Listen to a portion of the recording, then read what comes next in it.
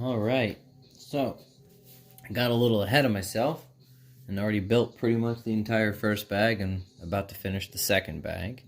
But I figured we would kind of build it together since I got nothing else to do. So bear with me. But what we're building today is the Episode 9 Resistance Y-wing Starfighter.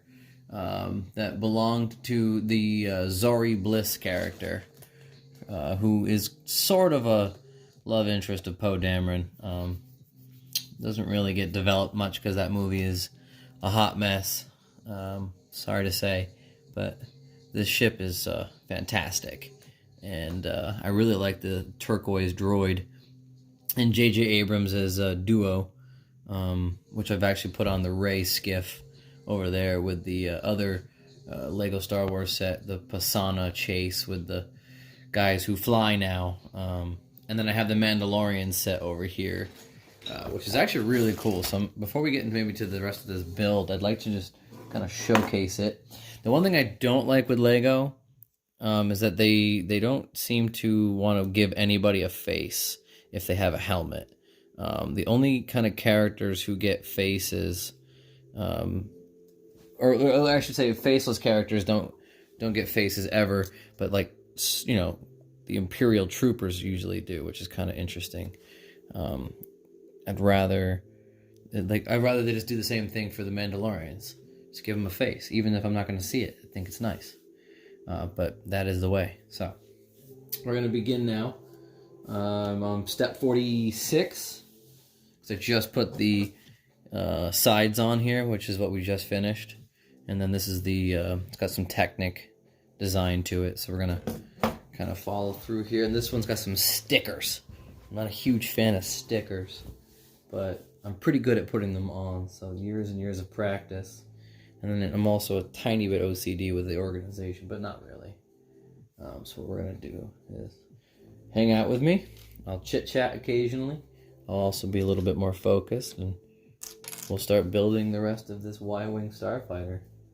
I don't know about you, but I find Lego to be very therapeutic. I've kind of always built Legos when I was a kid.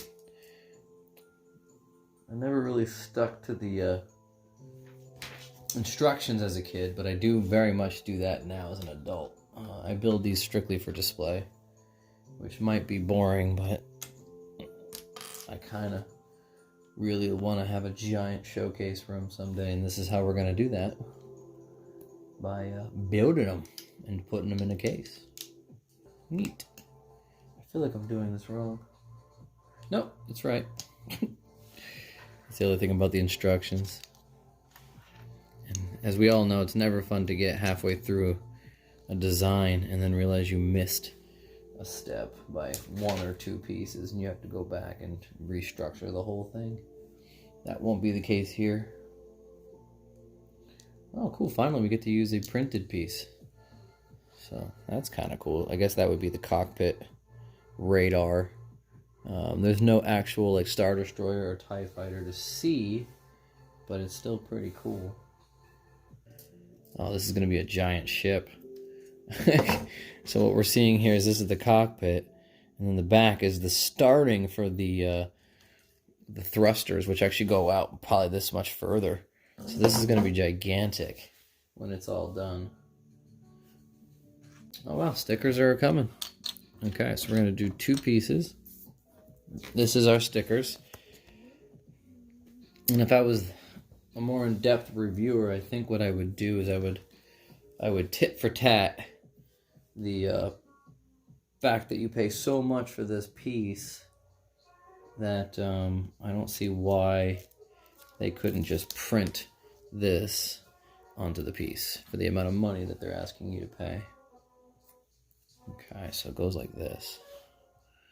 And what you usually do is you put it right on the corner, and almost like a screen protector, you let it naturally fall, and you very, very seldomly want to make, you don't want to stick it and remove it, stick it and remove it. You'll weaken the sticker, and then years from now when you look at the Lego set, it'll look horrendous.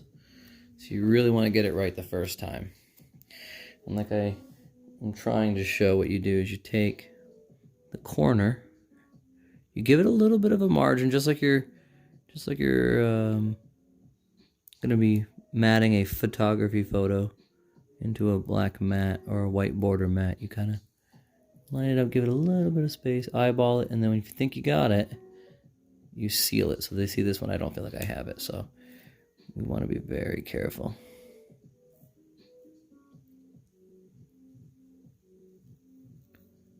Let gravity do it. Okay. Done. Magic. So then you line them up. They line up perfectly. That's called skill. I'm going to put the sides on. It's very satisfying.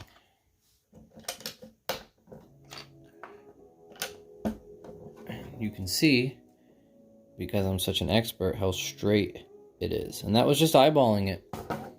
There was no ruler involved. And so see, like me personally, that's crooked. I need to straighten that. It drives me bananas. One of my favorite Lego YouTube reviewers is the Australian Lego fan. But whenever he puts a fig together, and I hate to say this, he puts it crooked, and it absolutely drives me nuts. But he gets paid the big bucks, I don't. So, he knows what he's doing.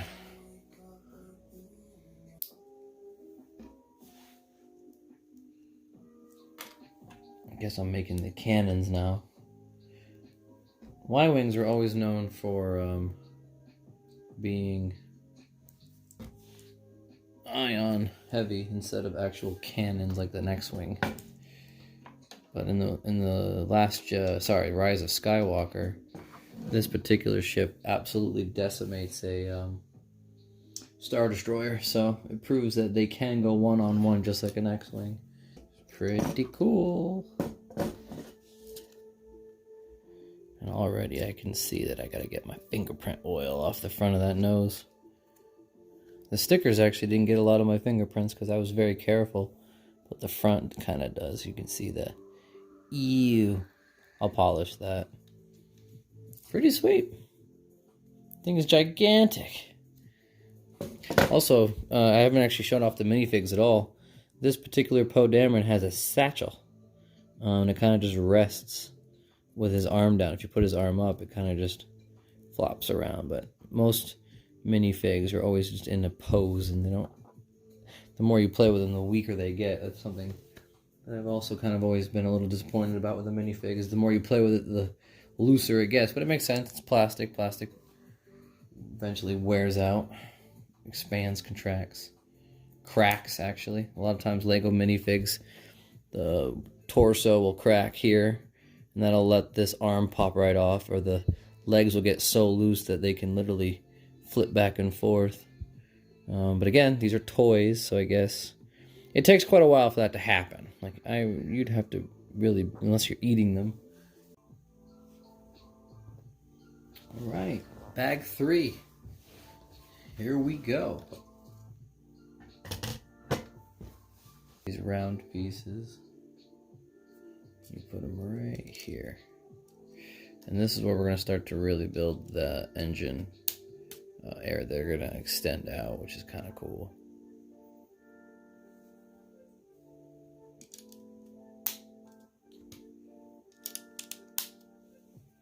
See, you can already see it's all coming together.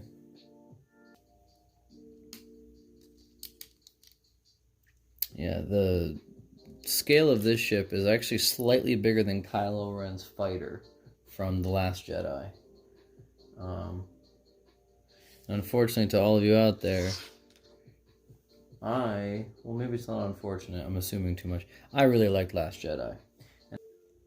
There we go. Now it's supposed to look like that, because that's where the R2 unit's going to go, and you only need one dark gray spot. And then these guys actually go right here. There we go. And see, they're a lot straighter because they have guidance, but you can see they can get a little crooked.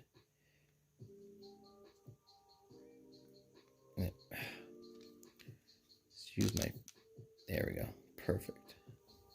Super OCD coming right at you. You guys. And I like these pieces. They look like gold bars. They have like a, almost like a beveled side. Those are really good for showcasing. I do like how Lego uses those pieces. Okay, so these are gonna come down off the side here, leaving a spot for the piece to go right in the middle. So just like that. Pretty cool. It definitely shows like an industrial design. Gives you a little bit of backspace, a little bit of texture. Great, just goes single file. It's pretty easy. And then now what we're doing is just layering so that we can start to build the cockpit up so that it can close on a canopy. I was wondering when you guys were going to come into play. That's pretty straightforward.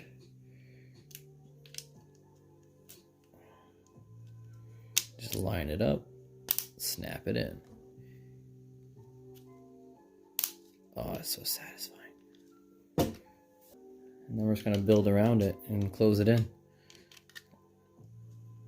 It's so neat. Oh, wow. And then we take these little pizza wedges and we just kind of, I guess, put them right here. And that kind of closes this off. Because I'm assuming something goes right here in the back. But yeah, I like how they have it riveted. So what happens is when you attach it, which I'm assuming is step 99. Nope, not even. They always, it's like a meatball in your SpaghettiOs. You save that for last. Oh, I'm just overthinking it.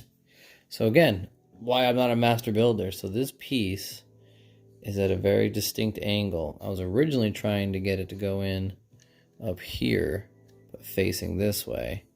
All it does is it goes right in this little slot and it fits in snug all the way down, just like that. That's crazy. I love that design. It's so easy and it just makes sense, and for some reason I failed to understand it. Now we're ready to put the canopy on. It's like I was mentioning, I love that they gave it the rivets. By the way, this is the only printed piece. Lego put that on there. I did not. Just like a screen protector, you try not to touch the top at all. But see, watch, now it clicks down in parts. Very cool. There's our cockpit for the Y-wing. But that's the end of bag, oh no, it does want me to put it like this. And then have it angled down. So that's cool.